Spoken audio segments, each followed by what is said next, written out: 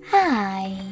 In front of me is ZTE Blade A32 and today I would like to show you how you can manage apps permissions.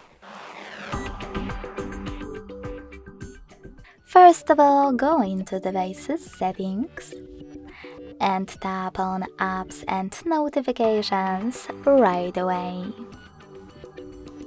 Then select Advanced at the bottom, scroll all the way down and select Permission Manager. Now you can manage all of those options by clicking on the chosen one, clicking on one of the available apps, and tapping on the best option for you. Allow or don't allow.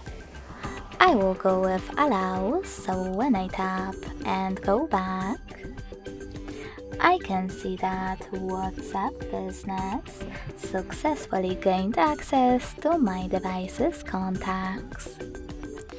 If you want to, instead of selecting one of those options to manage them, just click on one of them and click on an app that you are interested in instead. Now select See All Google Play Store, in my case, permissions, and manage all of those only for chosen app the same way. Thanks so much for watching. If you enjoyed this video, smash that like button, comment and subscribe. Bye!